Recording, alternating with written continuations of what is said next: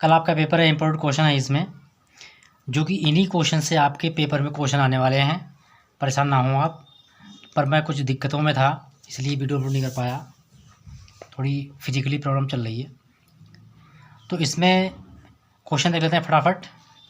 ठीक है। भारतीय राजनीतिक परंपरा के विशेष लक्षणों का उल्लेख कीजिए। पहला क्वेश्चन है आपका ये। दूसरा क्वेश्चन है 19वीं शताब्दी में, ठीक है, भारतीय राष्ट्रीय आंदोलन के उदय के कारणों की विवेचना, यानी कि 19वीं सदी में भारतीय राष्ट्रीय आंदोलन क्यों उसका उदय हुआ, या फिर उसका मतलब जन्म का क्या कारण था, उसका जन्म क्यों हुआ। भारतीय राष्ट्रीय आंदोलन में उदारवादियों की कार्यशैली और उपलब्धियों का वर्णन कीजिए कि भारतीय राष्ट्रीय आंदोलन जो हुआ था उसमें उदारवादियों की कार्यशैली क्या थी और उनकी विशेषताएं क्या थी, उनकी उपलब्धियां क्या थी, उन्होंने किया क्या गया था। ठीक है। और इसीलिए आपको कुछ आवाज़ मेरी बैठी हुई लग रही होगी, थोड़ी दिक्कत है, पर अभी अभी बस मैं आया हूँ और बस आपको वीडियो बना रहा हूँ। मार्ले मिंटो सुधार भारत की राजनीतिक समस्याओं के कोई हल नहीं थे। ठीक है। इस कथन की व्याख्या करनी है। सही है। और आपका ये लघु से टाइप क्वेश्चन है ये सारे आपके, पूरा क्वेश्चन इसी पे कवर हो जाएगा। फिर लिखा है 1935 का। ठीक है। 1935 का राष्ट्रीय शासन अधिनियम देश के संवैधानिक प्रगति के मार्ग में एक बड़ी उपलब्धि थी। इसको समझाइए और इसका आलोचनात्मक परीक्षण भी आपको करना है। ठीक है। अगला क्वेश्चन हमारा है, भारतीय संविधान के निर्माण के विभिन्न स्तरों की व्याख्या कीजिए कि भारतीय संविधान का निर्माण किस किस स्तर से हुआ है, किस किस स्टेप से हुआ है, क्या क्या उसमें, मतलब सब कुछ आपको बताना है। समितियाँ कितनी थी, कितने लोग थे, कितना समय लगा, क्लास, ये सब आपको बताना है। ठीक है। अगला क्वेश्चन आपका है, भारतीय संविधान एकात्मक तथा संघात्मक दोनों है। ठीक है। इसका व्याख्या करना है। समय तथा परिस्थितियों की आवश्यकता अनुसार दोनों ही हो सकता है। ठीक है।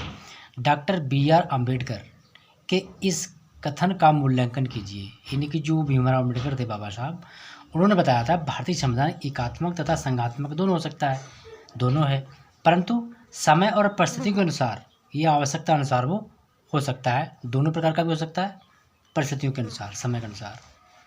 अगला क्वेश्चन है, मौलिक अधिकारों से आप क्या समझते हैं। भारतीय संविधान में उल्लिखित मौलिक अधिकारों का विस्तृत वर्णन कीजिए। ठीक है। इनका विस्तार पूर्वक चर्चा करनी है आपके लिए है, विशेषता पूरे पॉइंट डाल के आपको सब बताना है कि कैसे इसका मतलब मौलिक अधिकार क्या है, कौन से भाग में जोड़े गए हैं, किस भाग में है, कितने अनुच्छेद तक हैं, ये सब आपको इसमें लिखना है। ठीक है। अगला क्वेश्चन हमारा है, भारतीय संविधान में उल्लिखित राज्य के नीति निर्देशक तत्वों की विवेचना कीजिए। इनकी की जो नीति निर्देशक तत्व हैं वो क्या हैं। ठीक है। तो आपने बहुत अच्छा रिस्पांस दिया है चैनल के लिए, तो ऐसे ही रिस्पांस देते रहिएगा। बस मैं आप लोगों से ये रिक्वेस्ट करता हूँ कि आपके जितने ही फ्रेंड्स हैं उन सभी फ्रेंड्स से आप बस इतना कह दीजिए, मतलब मैसेज कर दीजिएगा कि वो लोग अपने प्रत्येक फ्रेंड से आप सिर्फ ये कह दो कि अगर आपके पास में 5 फ्रेंड हैं तो वो सिर्फ 3-3, 4-4 लोगों को जोड़ते रहें। इस तरीके से चैनल का जो है वो टारगेट जो हमने रखा है वो पूरा हो जाएगा, और जो वाचिंग टाइम है वो भी आपका अनुसार ही पूरा हो जाएगा। थर्ड सेमेस्टर, थोड़ा सा समय ले रहा हूँ आपका यहाँ पर, थर्ड सेमेस्टर का जो human and values and environment का पेपर है उसका वीडियो आने वाला है। करिकुलम जिसका जो डिमांड कर रहा है उसकी भी डिमांड पूरी की जाएगी, और जो आपका फिजिकल एजुकेशन का है उसकी भी डिमांड मैं पूरी कर दूंगा। बस कल पेपर पॉलिटिकल अच्छा सा कर लो। इन्हीं क्वेश्चनों को आपको पढ़ लेना है, इनके आंसर ढूंढ लेना है कि कैसे आपको इसको हल करना है। ठीक है। तो भारतीय संविधान में संशोधन की पद्धति का वर्णन कीजिए, यानी भारतीय संविधान में जो संशोधन है वो किस प्रकार से होता है, क्या प्रक्रिया उसकी होती है, कैसे किया जाता है, तो ये सब होता है। कैसे संशोधन होता है थोड़ा सा मैं आपको बता दूं। जैसे आपको कोई चीज़ कहीं संशोधन करनी है, मौलिक अधिकार में कोई अधिकार जोड़ना है, तो सबसे पहले ये जो है अगर किसी स्टेट से रिलेटेड है तो स्टेट की राज्यसभा से मतलब पारित होगा। ठीक है। वहाँ से पारित होने के बाद में फिर ये जाएगा लोकसभा में। लोकसभा में इसे मतलब 70% का जब बहुमत मिल जाएगा, यानी कि 100 में से 70% मिल जाता है बहुमत इसको पारित करने के लिए, तो ये फिर पारित हो जाएगा किससे, लोकसभा से। उसके बाद ये राष्ट्रपति के पास जाएगा। ठीक इसी प्रकार से राज्यसभा में पारित होता है तो उसको राज्यपाल स्वीकृति करेंगे। राज्यपाल स्वीकृति मिलने के बाद में फिर ये विधेयक जाएगा आपका लोकसभा में। लोकसभा में जब जाएगा, लोकसभा में जो हमारे एमपीज बैठे होते हैं, मेंबर ऑफ पार्लियामेंट, सांसद लोग, तो वो इसका समर्थन देंगे। यानी कि 100 में से 70% समर्थन देने वाले इसमें हैं, तो वो इस विधेयक को वहाँ से इसको मतलब मंजूरी मिल जाएगी। इसके बाद ये राष्ट्रपति महोदय के पास जाएगा। एट लास्ट में राष्ट्रपति महोदय इसको मतलब पास करेंगी, इसको मतलब फॉरवर्ड कर देंगी। तभी फिर ये हमारा जो है नया कानून बन जाता है। या फिर हम कोई संशोधन करना चाहते हैं तो उसमें संशोधन हो जाता है। ठीक है। फिर क्रमांक होता है कि किस संशोधन जोड़ा गया है, 42वां, 73वां, 72वां, ठीक है, 94वां, 93वां, 42वां, 43वां, 44वां, बहुत संशोधन हुए हैं। तो इस प्रकार से संशोधन होता है। नेक्स्ट, भारत के राष्ट्रपति की आपातकालीन यानी कि संकटकालीन शक्तियों का परीक्षण कीजिए। जो राष्ट्रपति होते हैं उनकी आपातकालीन शक्तियाँ क्या होती हैं। राष्ट्रपति शासन लगता है तो काफ़ी विचार विमर्श के बाद राष्ट्रपति शासन लगता है। ठीक है। तो इसकी शक्तियाँ मैं आपको बताऊंगा कि इसके लास्ट में बिल्कुल थोड़ा वीडियो बड़ा हो सकता है, कोई दिक्कत नहीं है। इसमें आपको एक क्वेश्चन में हल करने का तरीका जरूर बताऊँगा कि आपको कैसे हल करना है। ठीक है, कैसे पॉइंट बनाने हैं। ठीक है। तो इसमें दिया हुआ है भारत के प्रधानमंत्री की नियुक्ति, अधिकार और कार्यों का वर्णन। मतलब यहाँ पर राष्ट्रपति आ गए, आपके प्रधानमंत्री आ गए, तो इनमें से क्वेश्चन वेरी मोस्ट इंपॉर्टेंट है। ये क्वेश्चन तो मिलने हैं आपको, चाहे तो आपसे क्वेश्चन पूछ सकता है, प्रधानमंत्री शक्तियाँ पूछ सकता है, या फिर पूछ सकता है राष्ट्रपति की आपातकालीन शक्तियाँ पूछ सकता है। दोनों ही आपको लिखनी है। नियुक्ति कैसे होती है प्रधानमंत्री की, राष्ट्रपति नियुक्ति करते हैं। अधिकार के क्षेत्र क्या होते हैं वो करना बताना आपके लिए। फिर आपका जो है कार्यों का वर्णन क्या है, कैसे कार्य होते हैं, प्रधानमंत्री क्या क्या कार्य होते हैं वो आपको बताना है। ठीक है। अब यहाँ पर देखते हैं हम नेक्स्ट क्वेश्चन, भारतीय लोकसभा के गठन, कार्यों और शक्तियों की विवेचना कीजिए। जो हमारी इंडियन पार्लियामेंट है, भारतीय लोकसभा है, सांसद है, उसका गठन कैसे किया गया है, किस अनुच्छेद में किया गया है, किस भाग में किया गया है, कितने अनुच्छेद में इसका गठन किया गया है, कार्य क्या है, शक्तियाँ क्या हैं, ये सब हम आपको बतानी है। लेकिन जब भी आप किसी का आंसर लिखें तो उसमें भाग जरूर डाल दें। ठीक है। राष्ट्रपति चुनाव किस भाग में होता है, लोकसभा गठन किस भाग में होता है, तो ये मैं आपको आंसर दिखाऊंगा। ठीक है। अभी देखिए, भारत में राज्य के राज्यपाल की शक्तियों तथा कार्यों की विवेचना कीजिए। जो राज्यपाल महोदय होते हैं, राज्यपाल कहाँ होते हैं, राष्ट्र यानी कि हमारे स्टेट लेवल पर होते हैं, राज्य स्तर पर। राज्य स्तर पर राज्यपाल मतलब निगरानी रखते हैं, या कह सकते हैं राज्य का सबसे बड़ा जो व्यक्ति होता है, सबसे पहला व्यक्ति होता है तो राज्यपाल होता है। और देश का अगर सबसे पहला हमारा जो नागरिक हैं वो है राष्ट्रपति महोदय, और उनकी पत्नी जो है वो दूसरी सिटीजन है, यानी कि सेकेंड नागरिक, द्वितीय नागरिक कह सकते हो। मुख्यमंत्री की शासन व्यवस्था का केंद्र, ठीक है, बिंदु, व्यवस्था का केंद्र बिंदु क्या है।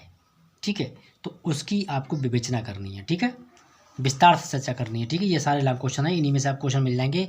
आप बिल्कुल चिंता ना कीजिए, यही क्वेश्चन पढ़ लीजिए, क्वेश्चन इन्हीं क्वेश्चनों में से आने हैं। अगर क्वेश्चन नहीं आए तो समझ लो ये वीडियो में डिलीट कर दूंगा, पर आपको उसका स्क्रीनशॉट मेरे व्हाट्सएप ग्रुप पर डाल देना है VA फर्स्ट सेमेस्टर पर। अगर इसमें से कोई क्वेश्चन नहीं आया तो पूरा वीडियो डिलीट कर दूंगा मैं। ठीक है। पर आपके लिए उसकी मतलब पूरी आपको पेपर की मुझे वीडियो शॉट करके भेज देना है, मतलब फ़ोटो शॉट करके BA फर्स्ट सेमेस्टर ग्रुप पर डाल देनी है। अगर कोई भी क्वेश्चन से नहीं फंसता है तो, अभी तक ऐसा नहीं हुआ किसी पेपर में बाय द वे क्वेश्चन नहीं आया हो तो मैं नहीं कह सकता। भारत के उच्चतम न्यायालय कहाँ होते हैं, वो होते हैं राज्य स्तर पर। ठीक है। उच्चतम न्यायालय राज्य स्तर पर होता है। जैसे हमारा यूपी है, उत्तर प्रदेश का जो उच्चतम न्यायालय है, इसे इंग्लिश में बोलते हैं वो हाई कोर्ट, वो हमारा कहाँ है, प्रयागराज, इलाहाबाद में। उसकी खंडपीठ कहाँ है, वो हमारे लखनऊ यानी कि हमारी राजधानी में है। तो शक्तियों की आपके लिए वर्णन करना है, व्याख्या करनी है, कीजिए। अगला क्वेश्चन है, शक्तिशाली केंद्र होते हुए भी भारतीय संविधान संघीय है। यानी शक्तिशाली केंद्र होते हुए भी जो भारतीय संविधान है वो संघीय है, कैसे है, इसकी आपको व्याख्या करनी है। तो सारे क्वेश्चन इंपॉर्टेंट हैं, कोई क्वेश्चन अनइम्पॉर्टेंट नहीं है, इन्हीं में से क्वेश्चन आपको मिलना है। और तो लॉन्ग क्वेश्चन हमारे तो कंप्लीट हो गए। अब हम देखते हैं लघुत्तरी प्रश्न, जैसा आपको लिखा हुआ मिलेगा। तो जो लॉन्ग क्वेश्चन जो हमारे थे वो हमारे हैं कितने, 15 नंबर के क्वेश्चन होंगे। आपको 3 क्वेश्चन करने हैं, यानी कि 45 हो जाएंगे। और साथ ही इन तीनों में आपको बहुविकल्पी प्रश्न भी दिए होंगे, जिससे आपको क्वेश्चन हल करने में दिक्कत नहीं आनी चाहिए। ठीक है, अब देखते हैं हम लघु उत्तरीय प्रश्न, यानी कि शॉर्ट आंसर टाइप क्वेश्चन। भारतीय राजनीतिक परंपरा की प्रमुख विशेषताएं बताइए, क्या हैं, ये आपको बताना है। अगला क्वेश्चन हमारा है कौटिल्य के दंड संबंधी अधिकार बताइए, क्या हैं, ये आपको बताना है। इनका आंसर आपके लिए देना है आधे पेज में, यानी कि एक पृष्ठ में, और इस ऊपर वाला जो लॉन्ग क्वेश्चन थे उनके आंसर आपको देने हैं कम से कम एक पेज में या फिर 1.5 पेज में, 2-3 पृष्ठ में, कम से कम 2-3 पृष्ठ में आपको इनका आंसर लिखना है। पर कोशिश ये करनी है लिखने सारे क्वेश्चन का आंसर है एट लास्ट, चाहे भले ही आपको क्वेश्चन का आंसर एक पेज की बजाय आधे पेज में ही क्यों करना ना पड़े, क्योंकि क्वेश्चन नहीं छोड़ना है। क्वेश्चन छोड़ दिया तो आपकी मार्किंग वैल्यू डाउन हो जाएगी, इसलिए क्वेश्चन नहीं छोड़ना है, आंसर चाहे भले उसका आपको आधे पेज में ही क्यों ना आप दें। अगला क्वेश्चन है भारत में राष्ट्रीय चेतना के उदय के लिए उत्तरदायी कारण क्या थे, वो लिखिए। राष्ट्र चेतना क्या होती है? चेतना किसी के प्रति, किसी कार्य के प्रति जागरूकता फैलाना, ठीक है, वो उसके कारण क्या होते हैं। ठीक है, अगला क्वेश्चन हमारा है भारतीय राष्ट्रीय कांग्रेस के जन्म के कारणों की विवेचना कीजिए, नहीं व्याख्या कीजिए। कैसे भारतीय राष्ट्रीय कांग्रेस का जन्म हुआ?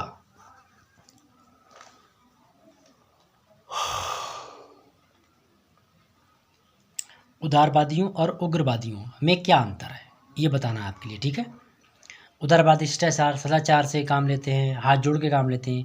उग्रवादी आप जानते हैं कि वो उन्हें अपना काम करवाना चाहें उसके लिए कोई भी रास्ता अपनाना पड़े। ठीक है, भारत सरकार अधिनियम 1858 के पारित होने के कारण क्या थे, क्यों पारित हुआ, इसके आपको कारण बताना। ये लघु उत्तरीय क्वेश्चन चल रहे हैं आपके, इन्हीं के कहना चाहिए कि लघु उत्तरीय क्वेश्चन का अर्थ हुआ कि ये आपके हैं short answer type question. Morley Minto सुधार पर एक आप संक्षेप में प्रकाश डालिए, इन्हें आपको शॉर्ट में बताना है। अगला क्वेश्चन हमारा है सन 1919 में भारत सरकार अधिनियम की प्रमुख विशेषताओं का उल्लेख कीजिए। क्या प्रमुख विशेषताएं थी, ये आपको बताना है। नेक्स्ट है भारतीय संविधान के प्रमुख लक्षण बताइए, क्या है, यानी लक्षण मतलब विशेषताएं बतानी है आपके लिए। भारतीय संविधान की प्रस्तावना का महत्व बताइए, यानी जो प्रस्तावना है हमारे भारतीय संविधान की वो क्या है, वो है हमारा इसका प्राण है। ठीक है, और इसकी प्ले लिस्ट आप बनी हुई है, वहाँ जाके देखिए जाए, बहुत वीडियो इंपॉर्टेंट है आंसर के साथ में, उसमें मैंने आंसर भी बताया है कि कैसे आपको आंसर लिखना है। ठीक है, वहाँ से आप देखिए जाके वीडियो आंसर पड़े हुए हैं बन के, क्वेश्चन मैंने बनाया है, क्वेश्चन के साथ में उसका आंसर भी समझाया है, तो उससे आप वहाँ जरूर देखिए जाके।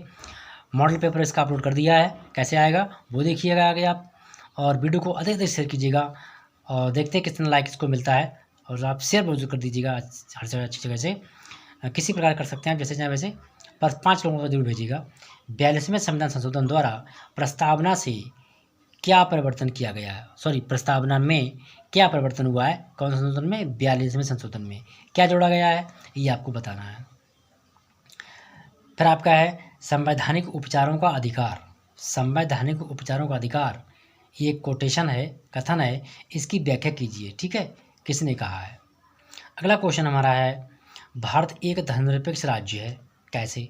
धर्मनिरपेक्ष कहते हैं कि हमारा भारत ऐसा है राज्य है जो किसी धर्म को विशेष महत्व नहीं देता, सभी धर्मों को बराबर मान्यता प्रदान करता है, स्पष्ट कीजिए। अगला क्वेश्चन है संक्षिप्त टिप्पणी लिखिए मौलिक कर्तव्य, यानी मौलिक कर्तव्य क्या है। ठीक है, यानी कि मॉरल ड्यूटी क्या है हमारी, वो आपको बताना है, और जो मौलिक अधिकार थे वो फंडामेंटल राइट्स क्या है उनके बारे में आपको बताना है। तो अब देखते हैं अगले क्वेश्चन अभी और है इसमें।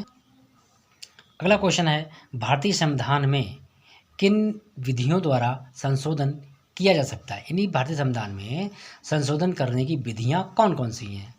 नेक्स्ट है भारतीय संविधान पर महाभियोग प्रक्रिया को समझाइए।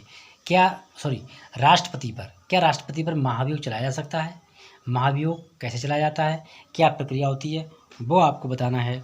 अगला क्वेश्चन है भारत में उपराष्ट्रपति के चुनाव की प्रक्रिया क्या है, कैसे उपराष्ट्रपति का चुनाव होता है, ये आपको बताना है। अगला क्वेश्चन हमारा है संक्षिप्त टिप्पणी लिखिए वित्त विधेयक। जो वित्त विधेयक होता है वो क्या होता है, वित्त विधेयक कहते हैं धन संबंधी कानून। जो वित्त विधेयक होता है जैसे राज्यसभा में पारित होता है, लोकसभा में पारित होता है, जो बजट पेश किया जाता है वही वित्त विधेयक कहलाता है, उसके संबंध में जो भी हम कार्य करते हैं वही वित्त विधेयक कहलाता है। ठीक है, और अगला क्वेश्चन हमारा है लोकसभा अध्यक्ष की शक्तियाँ और कर्तव्य बताइए। ठीक है, लोकसभा दे सकते हैं, मतलब कर्तव्य क्या होता है, वो किसी को भी अधिक नहीं बोलने देगा, किसी के टाइम बोलते समय किसी को बोलने नहीं देंगे, वो उसको चुप कराएंगे, शांत बैठाएंगे, क्योंकि जब वो व्यक्ति अपनी बात पूरी कर लेगा उसके बाद ही दूसरे व्यक्ति को बोलने का मौका मिलता है। ये राष्ट्रपति का महत्वपूर्ण कार्य होता है, सॉरी लोकसभा का, जो लोकसभा अध्यक्ष होते हैं उनका लोकसभा में। ठीक है, अब देखते हैं हम अति लघु उत्तरीय प्रश्न, ये लघु उत्तरीय थे।